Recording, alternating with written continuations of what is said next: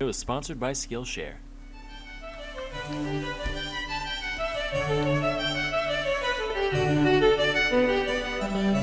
Hey kids, John Wilkes Booth, Lee Harvey Oswald, Hitler, all people who gained massive notoriety by killing one of history's famous leaders. But there are two Americans who committed an equally heinous crime as these three, yet their stories are seldom remembered, mostly because nobody really cares about the presidents they killed. Originally I was going to talk about both of them, but the video ended up being way too long, so today we'll just stick to, this one I guess. Charles J. Guiteau was a pretty silly guy, and to understand how a guy could be so silly, you gotta start with his youth. Guiteau was born in Freeport, Illinois in 1841. His mom had postpartum psychosis and died when he was 7, alongside 3 of his 5 siblings. His dad, meanwhile, was mega religious and made a big point out of instilling those values in his son. So much so he broke his back. This influence molded Charles into a boy who sought nothing short of total approval from others and who would react very harshly to any criticism levied upon him. As a teen, he moved to Ann Arbor, Michigan for high school. He tried to get into the University of Michigan, but he goofed on the entrance exam. So he did what anyone in his situation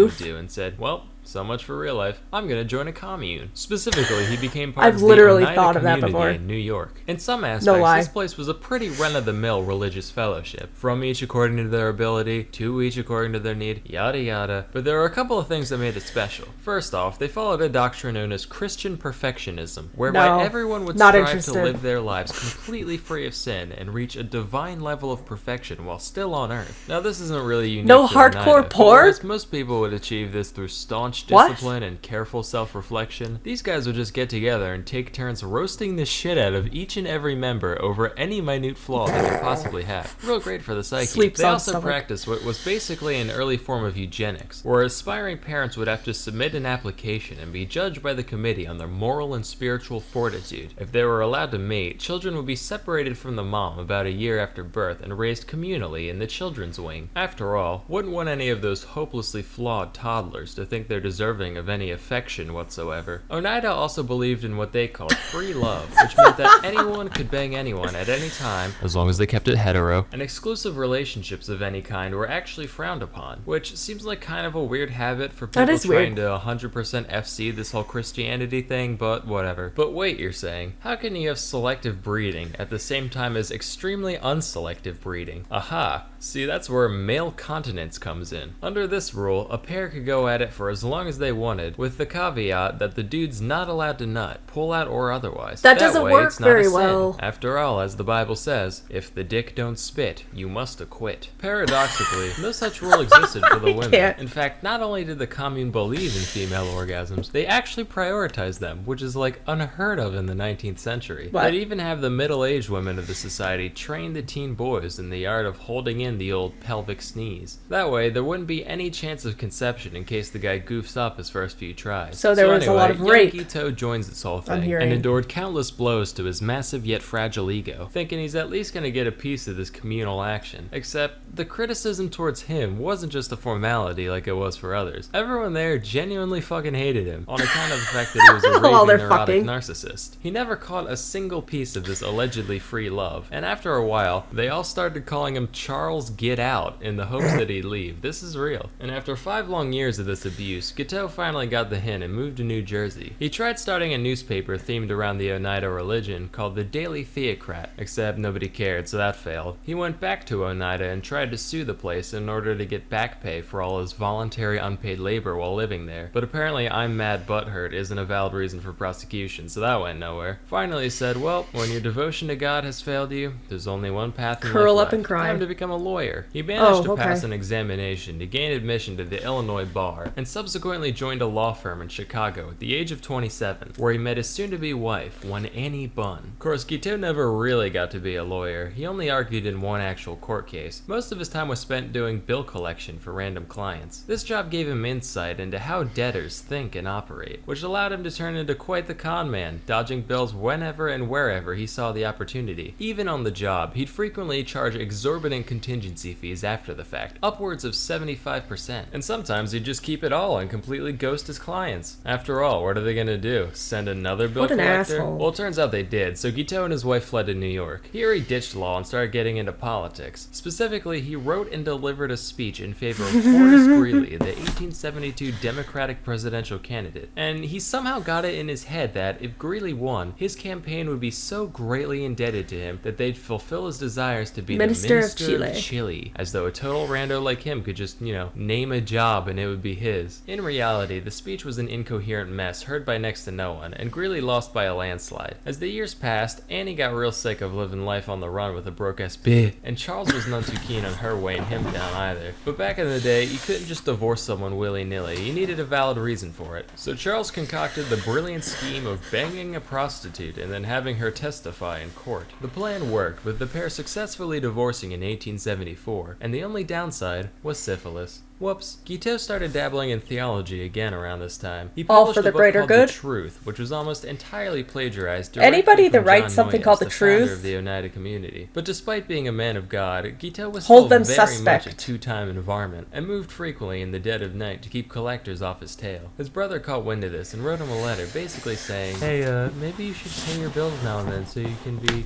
a functioning member of society. To which Charles replied, and I quote, "Find $7 enclosed. Stick it up your bunghole and wipe your nose on it, and that will remind you of the estimation in which you are held by Charles J. Guiteau." This guy is an asshole. His own brother, the madman. Soon after, he got arrested, bailed out by his sister, lived with her for a few months, attacked her with an axe, went to DC, rambled about religion to anyone who would listen, moved to Boston, got in a boat accident where everyone in his boat was somebody fine, needs to create a movie about the this guy. other one fucking died, took this as a sign from God, moved back to New York, Fuck and those got people. back into politics in 1880. I'm this sorry. Time as a Republican. Hold on. During this campaign, there were two main factions Pause. of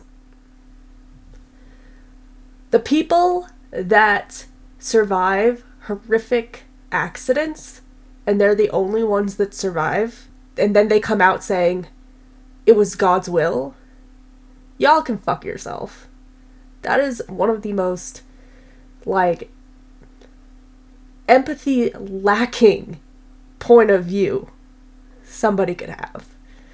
Republicans, known as the Stalwarts and the Half-Breeds, which sounds like some Tolkien shit. Wish we had names like that today. Now, Guiteau considered himself a stalwart, and in a similar vein to his 1872 venture, he wrote a speech to promote stalwart candidate Ulysses S. Grant, who was shooting for his third term. But before he got a chance to deliver the speech, one James A. Garfield took the candidacy completely out of nowhere, beating out both factions single-handedly. He was like, rats, how am I gonna get power handed to me now? So he literally just scribbled out all the references to Grant and replaced them with Garfield and was like, yep, that'll do it. He read this speech all of twice, along with handing out copies to the Republican National Committee. In reality, this really didn't accomplish much, but when Garfield managed to win the election, Guiteau was like, yes, that was entirely me. Garfield is in my supreme debt. As God is my witness, he shall make me a consulate in Vienna or Paris or someplace cool like that. He went to DC to await his inevitable appointment, but obviously nothing happened. So he started writing letters. A lot of letters. When that didn't work, he started actually stalking both Garfield and the Secretary of State, James Blaine, intercepting them in hotel lobbies, just being like, oh, hey, yeah,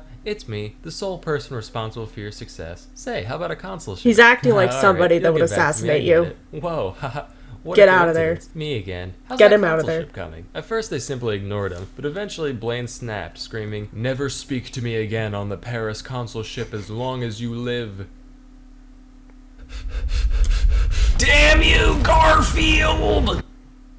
I sense a disturbance in the force. Maybe daylight savings just made Monday an hour longer. Wow, Garfield, that was quite the wisecrack. It's amazing how you managed to keep things fresh year after year. Burn in hell, beige dog. At this point, Guiteau completely renounced any faith in the current administration, and after a lifetime of clout chasing met only with disappointment, he decided his only option was straight up going postal. He convinced himself that it was now God's will to remove Garfield from this mortal plane, in order to put his stalwart vice president, Chester Alan Arthur, into power. When he went to buy a revolver, he was given the choice between a wood grip and an ivory grip. He went with the ivory one for no other reason than he thought it would look cooler in a museum, and on July July 2nd, 1881, he ambushed Garfield at the Baltimore and Potomac Railroad Station, shooting him twice in the back and mortally wounding him, all because he wouldn't give him a job. Garfield managed to hang on for 11 weeks before finally dying, which sounds like hell. Today's modern physicians actually believe that Garfield could have easily survived the incident if it weren't for doctors digging through him with unsanitized tools. Hey, modern medicine, thanks for not being worse than literally no medicine. It means a lot. But that didn't stop Guiteau from being formally charged with murder. And that's exactly what he wanted. Matter of fact, Guiteau was over the moon, taking his new nationwide infamy as the fame he always deserved. His trial was just bananas, with Guiteau hurling obscenities at just about everyone there, including his own defense team, and formatting his testimony as an epic poem which he recited in full. He even dictated an autobiography. Pause.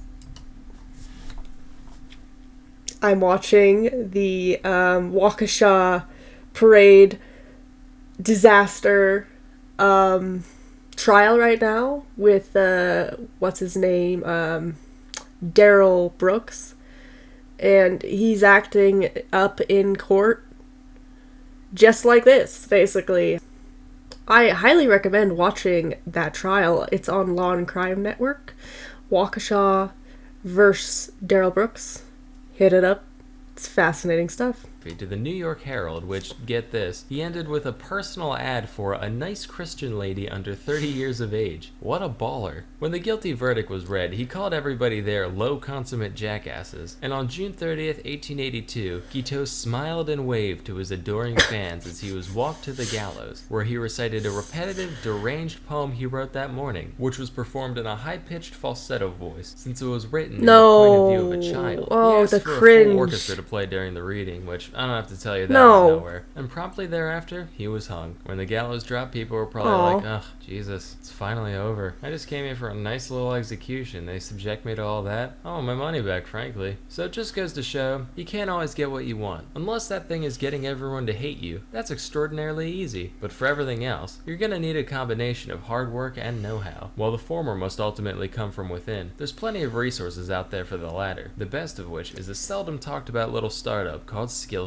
Sponsor time. Skillshare is an online learning community with over 25,000 classes in design, business, technology, and more. Premium membership gives you unlimited access to high-quality classes on must-know topics, so you can improve your skills, unlock new opportunities, and do the work you love. A wise philosopher once said that the most fulfilling pursuit in life is to get to know oneself. Nah, I just made that up. Sounds legit though, right? Now, mindfulness and meditation are all well and good, but how about drawing as self-discovery? Sounds hokey, but I can tell you that I've certainly learned a lot about myself over the years doing this thing, so I'm sure you will too. Oh my Join god. more than 7 million people already learning on Skillshare today with a special offer just for my viewers. Everyone who visits the link in the description can get 2 months of unlimited access to the 25,000 plus classes on Skillshare for absolutely free. So please, release that tension and get that comprehension today. Anyway, that's all for today. Till next time, I'm Sam Get that Manella, comprehension. and Ayoop and Ayoop.